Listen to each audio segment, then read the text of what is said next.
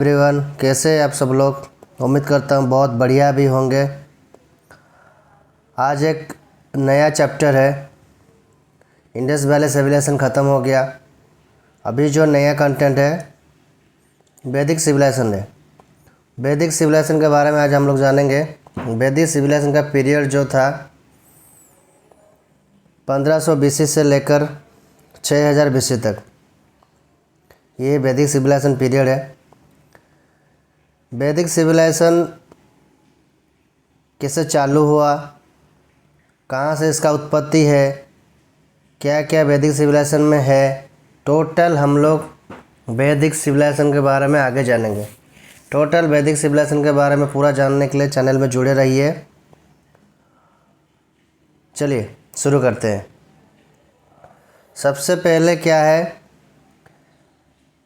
वैदिक सिविलाइजेशन कैसे चालू हुआ, मतलब कैसे स्टार्ट हुआ। इसमें क्या बोलता है, 3200 साल से पहले Aryans come to India. Aryans Bharat आए थे। They defeated the original residents call Dravid. Dravid कौन थे? इंडस वैली सिविलाइजेशन का जो मॉडर्न जमाने का, मतलब उनका जो मॉडर्नाइजेशन जब हुआ, द्राविड वहाँ पे रहते थे। ठीक है। तो जब द्राविड को उन्होंने मार दिया। जब द्राविड का देहांत हुआ, वहीं से इंडस वैली सिविलाइजेशन का लोप आ गया, जहाँ की ख़त्म हो गया। आर्यन सिविलाइजेशन चालू हुआ, जो कि वैदिक सिविलाइजेशन के नाम पे जानता है। ठीक है। तो ये वैदिक सिविलाइजेशन के बारे में डिटेल्स हम जानेंगे। उसमें दो चीज़ है वैदिक सिविलाइजेशन। एक होता है जो वैदिक पीरियड है, एक अर्ली वैदिक पीरियड है, एक लेटर वैदिक पीरियड है। ठीक है। दो पार्ट में बंटे हुए हैं। जो अर्ली वैदिक पीरियड है वो 1500 BC से लेकर 1000 BC तक है। जो लेटर वैदिक पीरियड है वो 1000 BC से लेकर 600 BC तक लेटर वैदिक पीरियड है। ठीक है। उसके बाद वैदिक सिविलाइजेशन का जो पहले जो ग्रुप आए थे, first came to India presence in Punjab. Okay, Punjab में ये लोग फर्स्ट आए थे। देन कल सप्त सिंधु रीजन। हम लोग जब इंडस वैली सिविलाइजेशन में पढ़ा होगा, 7 रवि, 7 नदियों का जो मिलन स्थल था, सप्त सिंधु रीजन था, जो पंजाब में हुआ करता था। वहीं से वैदिक सिविलाइजेशन चालू हुआ था। तो इससे क्या पता चलता है, जो वैदिक सिविलाइजेशन का फर्स्ट ग्रुप इंडिया को आए थे, पंजाब में अवस्थित सप्त सिंधु रीजन में ही रहते थे। ओके। उसके बाद they lived here for many centuries and gradually pushed into the interior to settle the valleys of Ganga and Yamuna. मतलब ये पहले सप्त सिंधु रीजन में आके बैठते थे, मतलब सेटल हो गए। उसके बाद धीरे धीरे धीरे धीरे अपना जो वंश यहाँ पे बढ़ाने का लगे। धीरे धीरे गंगा या जमुना का किनारे में भी इन लोग का आबादी बढ़ गया। ठीक है। तो ये उन लोगों का धीरे धीरे सिविलाइजेशन बढ़ने लगा। ये आता है एक बोहाकाई इंस्क्रिप्शन। बोहाकाई इंस्क्रिप्शन क्या होता है? इट मीन्स फॉर वैदिक गॉड। ठीक है। मतलब वैदिक सिविलाइजेशन का 4 भगवान कौन कौन था? इंद्र, वरुण, मित्र, नसत्य। ये 4 भगवान इन लोग का था, जो कहाँ पे थे। इसको हमको सबूत कहाँ से मिला? Proofs the central Asia theory was Aryans homeland. मतलब सेंट्रल एशिया में ये लोग ज़्यादा फैले हुए थे। यहाँ पे आर्यंस का जो आबादी फैला हुआ था, इससे 4 भगवानों का पूजा के बारे में पता चलता है। कौन कौन भगवान था? एक इंद्र भगवान था, एक वरुण भगवान था, एक मित्र भगवान था, एक नत्स्य भगवान था। तो भोगाकाई इंस्क्रिप्शन में ये 4 भगवान के बारे में जो आर्यंस पूजा करते हैं इन वैदिक सिविलाइजेशन, इसके बारे में डिटेल्स बताया गया है। नेक्स्ट चलिए, इसमें क्या है? Origins of Aryans. आर्यन का जो ओरिजिन किधर किधर था, बहुत लोगों का बहुत थियोरी है। सबसे पहले किसका, कौन बताया था इनके बारे में? By Max Muller. Max Muller कहते हैं कि ये सेंट्रल एशिया में जो वैदिक सिविलाइजेशन ज़्यादा आबादी उनको वहीं पे सेटल हुए थे, ये ज़्यादातर एक्सेप्टेड भी किया गया। दूसरा कौन बोलते हैं? बाय दयानंद सरस्वती। सरस्वती के दयानंद सरस्वती क्या बोलते हैं? ये लोग तिब्बत में थे। सर विलियम जोन्स बोलते हैं इनका आबादी कुछ यूरोप में भी था। बाल गंगाधर तिलक बोलते हैं ये लोग नॉर्थ पोल में थे, पूरा विश्व का नॉर्थ पोल। उसके बाद भाई अविनाश चंद्र बोलते हैं सप्त सिंधु रीजन ऑफ इंडिया।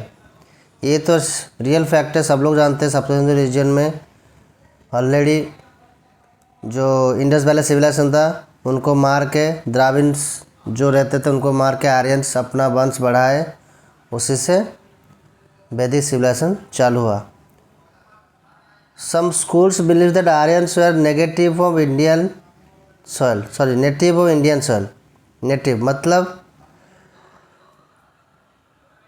जो रिसर्च करते हैं, जो जियोलॉजिकल रिसर्चर है, वो लोग मानते हैं क्या Aryans native of Indian soil. और कुछ बोलते हैं आर्यंस आर माइग्रेटेड। मतलब कुछ बोलते हैं नहीं, आर्यंस पहले से ही भारत में थे, वो कहीं से आए नहीं। मतलब ना तिब्बत से आया, ना यूरोप से आया, ना नॉर्थ पोल से आया, ठीक है, ना सेंट्रल एशिया का जो दूसरा देश है उन से आया, वो पहले से ही भारत में थे। कुछ थ्योरी वो लोग बोलते हैं क्या नहीं, ये विदेशी है जो घूमने के आकर व्यापार वाणिज्य के चक्कर में आके यहाँ पे बस गए। तो अभी तक उसका कुछ फाइनल नहीं हुआ पाया। According to popular belief Aryans were suppose to be migrated from Central Asia to Indian subcontinent. ये क्या बोलता है?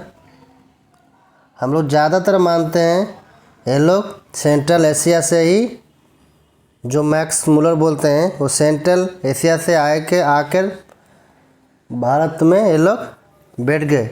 In several stages of waves during 2000 BC से लेकर 1500 BC तक, ठीक है। ये लोग आए थे 2000 BC से 1500 BC के बीच में, ये लोग सेंट्रल एशिया से भारत में आए। लेकिन इनका जो साम्राज्य 1500 BC से ही चालू हुआ, ठीक है। इन लोग का एक इम्पोर्टेंट थिंग है विलेज सिविलाइजेशन। विलेज सिविलाइजेशन मतलब इंडस वैली सिविलाइजेशन जो हड़प्पा था, मोहनजोदड़ो था, इन लोग का सिटी सिविलाइजेशन था। उच्च क्लास वाले, उच्च श्रेणी वाले संप्रदाय, निचले हिस्से वाला जो संप्रदाय वो था। यहाँ पे नहीं है, यहाँ पे विलेज सिविलाइजेशन था जो 16 जनपद का। 16 महाजनपद के बारे में आप लोग आगे जानेंगे, आप लोग आगे पढ़ेंगे, बताएंगे उसके बारे में पूरा। 16 महाजनपद जैसे मौर्य वंश आया, मगध आया। सो ऐसे ऐसे जो जो राज आते थे उन लोग को उस टाइप का उन लोग का एक एरिया बन जाता था। अभी विलेज का मतलब आप गांव मत समझिए, विलेज का मतलब आप राज शासन समझिए। उस टाइम का जो विलेज शासन होता राज शासन बोलता है ना, राजा शासन, वही हुआ करता था। ठीक है, तो इसके बारे में टोटल हम आपको बताएंगे। नेक्स्ट क्या है, their main business was animal husbandry. इन लोग का जो मेन बिजनेस था, मतलब चलने का, लाइफ स्पेंड करने का मेन व्यापार क्या था, पशुपालन। कोई भी पशु ये लोग पालते थे, जैसे हम लोग कोई भैंस या फिर बकरी पालते हैं, उससे तरह तरह की हमको प्रॉफिट होता है भैंस से या फिर बकरी से। भैंस का दूध निकलता है, घी, मिठाई होता है। ठीक है, उस टाइप का भी बिजनेस उन लोग का था। ठीक है, they are use metals made of iron. Iron was find in Vedic civilization. ये आप इंडस सिविलाइजेशन में पढ़ा होगा। जो इंडस सिविलाइजेशन में जो आदमी लोग थे वो क्या करते थे, गोल्ड, ब्रोंज, ये सब इस्तेमाल करते थे। उनको आयरन के बारे में पता ही नहीं था। ठीक है, लेकिन जो आयरन का, लोहा का जो उद्भावन आपका वैदिक सिविलाइजेशन में ही हुआ। ठीक है, तो ये लोग जो भी हथियार हो गया, कुछ घर का सामान हो गया, कुछ खाना बनाने का बर्तन वगैरह हो गया, सब लोहा से ही बनाते थे। मतलब प्योर लोहा नहीं मिलता था, लोहा का पत्थर जो होता था ना उसमें बनाते थे, क्योंकि वो टाइम पे पत्थर ही पत्थर था, कुछ ऐसा कुछ भी नहीं था। नेक्स्ट होता है horse was main animal to them. इन लोग का मुख्य पशु घोड़ा ही था। ठीक है, घोड़ा इन लोग का मुख्य पशु था। They also known making of weapons and कवच। मतलब इन लोग को अस्त्र शस्त्र को बनाने के बारे में बहुत अच्छे से पता था, अस्त्र शस्त्र बनाते थे। कवच मतलब कोई वॉर में जा रहे हैं, फाइटिंग करने के लिए कुछ हम लोग पहनना पड़ता है ना, चाहे शरीर का सेफ्टी के लिए। इन लोग को बढ़िया से मालूम था इसके बारे में, अस्त्र शस्त्र बनाना, कवच बनाना, ये बढ़िया से उन्हें।